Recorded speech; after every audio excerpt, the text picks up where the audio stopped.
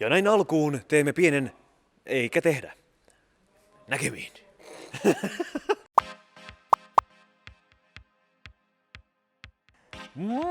Morjesta taas ja tervetuloa tänne Jimmy-videoiden pariin taas kerran.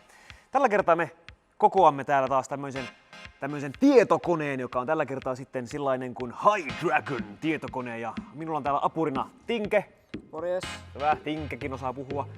Niin, eli siis mulla on kaverina Tinke. Tinke hoitaa kokoamisen ja minä kommentoin siinä reunassa sitten jotain typeryyksiä. Ja me varmaan ruvetaan pikkuhiljaa tästä hommiin. No varmaan. Ruvetaan hommiin!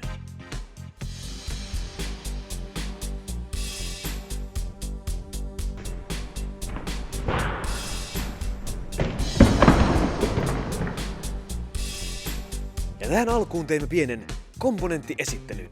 Tinke, olkaa hyvä! Koteloksi tähän kyseiseen kokoonpanoon valittiin Corsair Carpide Serieksen 400Q. Emolevyksi tähän valikoitui MSI:n Z170A Gaming M5, josta lisää myöhemmin. Ja näytönohjaimen virkaa tässä kokoonpanossa ajaa MSI:n GeForce GTX 1070, josta lisää myöhemmin. Onko se virtalähde vai ei? Ja jäähdyttimenä jäähdytystä hoitaa Corsairin H100i-versio 2. Virtaa tälle laitteelle toimittaa Corsairin RM750X virtalähde.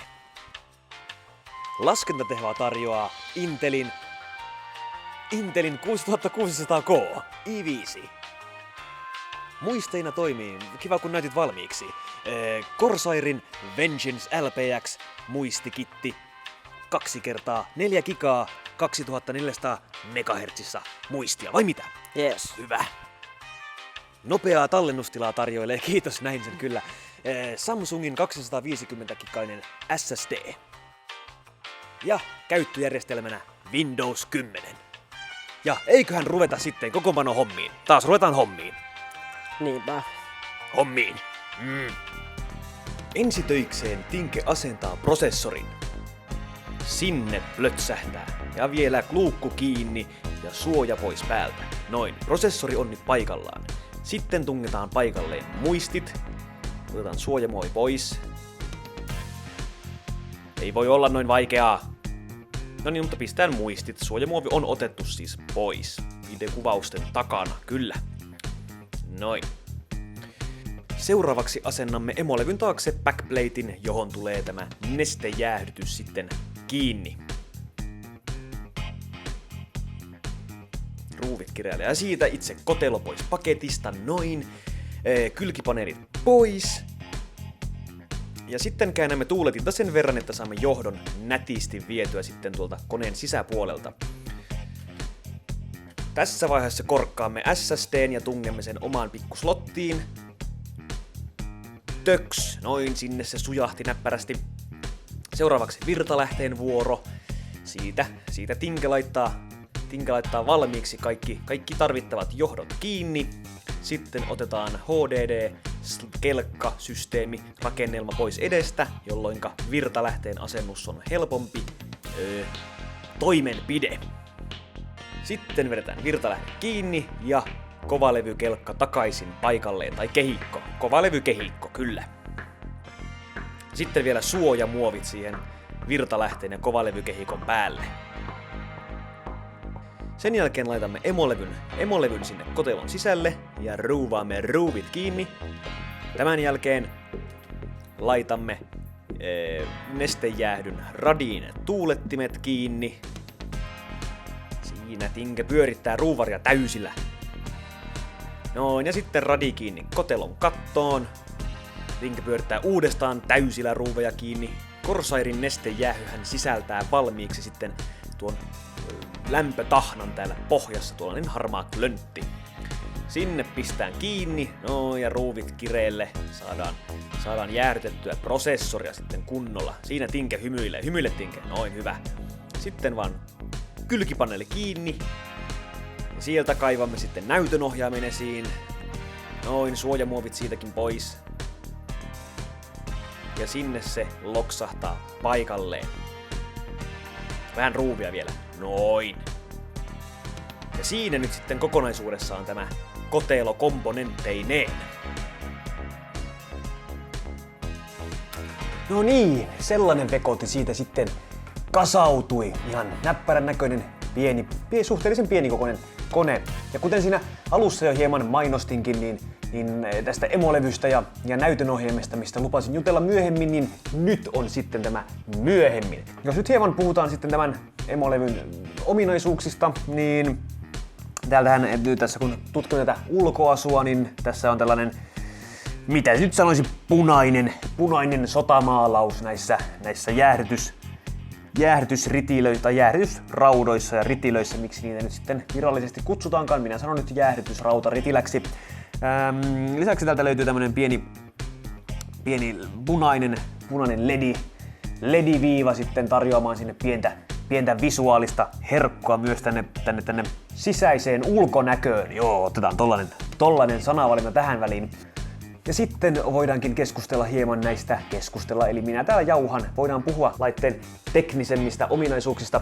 Otetaan tuosta alkuun vaikka tämä DDR4 Boost, joka sitten eristää muistiväylät muista komponenteista, joten ne ottavat vähemmän häiriötä. Sitten löytyy Turbo M2-paikat, 2 kappaletta. Ja näiden uhkaillaan nyt olevan 10 kertaa nopeampi M2-portti mitä normaali M2-portti. Ja sitten löytyy aikaisemmistakin MSI:n emolevyistä tuttu Gaming LAN, mikä sitten lupaa pitää latenssit pieninä, ettei tule turhaa latenssia sitten siinä pelin tiimellyksessä.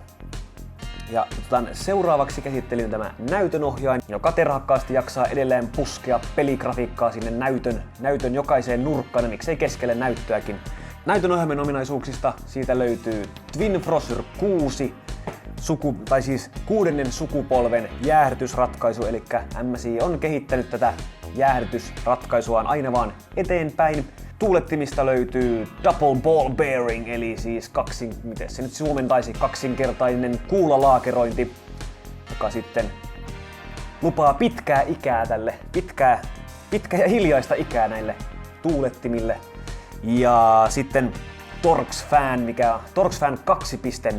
2.0, joka on siis MSI:n tuulettimin patentoitu tuuletin muotoilu, mikä sitten ohjaa tätä ilmaa huomattavasti tehokkaammin kuin tämmönen tavallinen tuuletin lapa.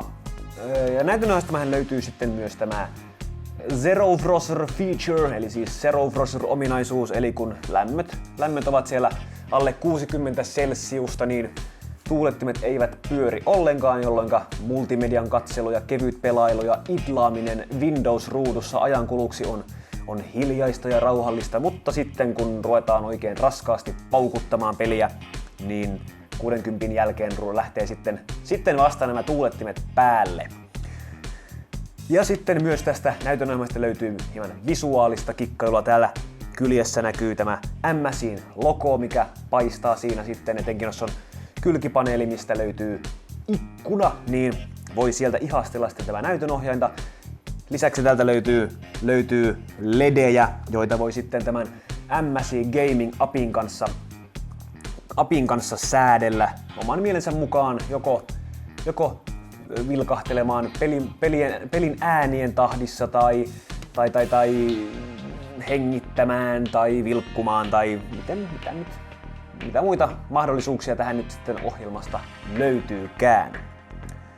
Sellainen kasaus oli nyt sitten tämä Chimsin High Dragon, ja siitä tuli ihan näppärän näköinen kone, vai mitä mieltä olet itse, Tinke? No täytyy sanoa, että on se ihan siisti, vaikka itse sanoinkin. No niin, kyllä sitä omaa jälkeä nyt on hyvä siinä, ja siinä tosiaan löytyy 6600 prosessori ja tonni 70 näytönohjaaja, että potkuakin löytyy ihan mukavasti ja mukava. Ja tietenkin pysyy suhteellisen hyvin myös viileänä tuo prosessori tuon nestejäähyn takia. Ja muutenkin emolevystä löytyy paljon mukavia pikku ominaisuuksia ja oikein kiva pikku paketti.